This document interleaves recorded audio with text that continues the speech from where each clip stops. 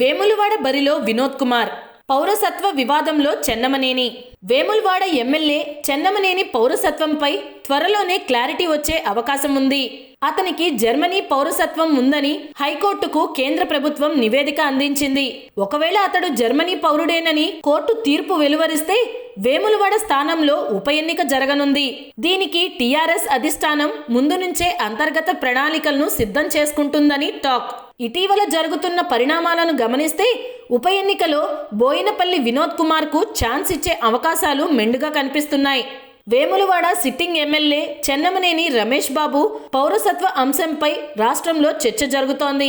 ఆయన జర్మనీ పౌరుడని, ఎమ్మెల్యేగా చెన్నమనేని రమేష్ బాబు ఎన్నిక చెల్లదని కోర్టులో కేసు నడుస్తుందన్న విషయం తెలిసిందే. ఇటీవల కేంద్రం ఇచ్చిన అఫిడవిట్లో రమేష్ బాబు జర్మనీ పౌరుడేనని హైకోర్టు స్పష్టం చేసింది. దీంతో రమేష్ బాబు ఎన్నిక చెల్లదని, త్వరలోనే కోర్టు నుంచి తీర్పు వచ్చే అవకాశాలున్నాయన్న ఊహాగానాలు ఊపందుకున్నాయి. ఇంతకాలం వేములవాడ నియోజకవర్గం విషయంలో అంటీ ముట్టనట్లు వ్యవహరించిన కేటీఆర్ ఇటీవల టూర్లు చేపట్టారు. పలు అభివృద్ధి పనుల్లో భాగస్వామ్యం అవుతూ తనకు వేములవాడపై మక్కువ ఉందని ప్రకటించారు.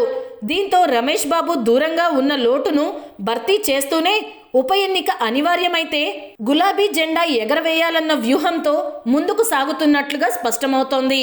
ఒకవేళ చెన్నమనేనికి వ్యతిరేకంగా కోర్టు తీర్పు వస్తే ఉప ఎన్నిక అనివార్యం. దీంతో ప్రణాళికా సంఘం రాష్ట్ర ఉపాధ్యక్షుడు మాజీ ఎంపీ బోయినపల్లి వినోద్ కుమార్ ఇక్కడి నుంచి బరిలో నిలిచే అవకాశాలు మెండుగా కనిపిస్తున్నాయి. ఇటీవల ఆయన వేములవాడలో తరచూ పర్యటిస్తుండడమే ఇందుకు కారణమని చెప్పవచ్చు. కేటీఆర్ టూర్తో పాటు శివరాత్రి ఉత్సవాల సందర్భంగా వేములవాడ రాజన్నకు పట్టు వస్త్రాలు సమర్పించేందుకు మంత్రి ఇంద్రకరణ్ రెడ్డితో పాటు ఆయన హాజరయ్యారు.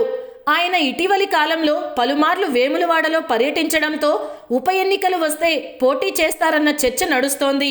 ఓవైపున కరీంనగర్ ఎంపీ నియోజకవర్గంలోని 7 సెగ్మెంట్లలో తిరుగుతూనే వేములవాడపై ప్రత్యేక దృష్టి సారించడమే ఈ చర్చకు కారణమైంది.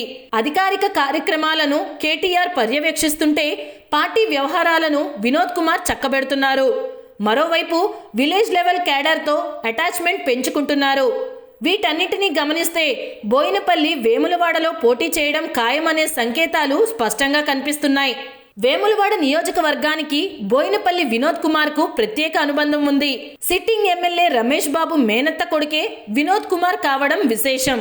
ఇదే నియోజకవర్గంలోని కోనరావుపేట మండలం నాగారం గ్రామం వినోద్ కుమార్ అమ్మమ్మ ఊరు కావడంతో ఆయనకు కలిసొచ్చే అవకాశాలున్నాయని భావిస్తున్నారు. కేసీఆర్ తీసుకునే విధాన నిర్ణయాల్లో వినోద్ కుమార్ పాలు పంచుకుంటారని పేరుంది.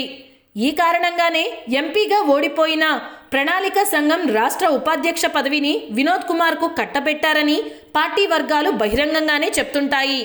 ఈ నేపథ్యంలోనే వేములవాడ ఉప ఎన్నికల్లో బోయినపల్లిని బరిలో నిలిపే ఆలోచనలో అధిష్టానం ఉందని ప్రచారం జరుగుతోంది. ఈ కారణంగానే ఆయన వేములవాడతో సంబంధాలు మెరుగుపరుచుకుంటున్నారని అంటున్నారు. చూడాలి మరి ఏం జరుగుతుందో. హాయ్ ఫ్రెండ్స్, మా టుడే టుమారో యూట్యూబ్ ఛానల్ చూస్తున్నందుకు చాలా థ్యాంక్స్.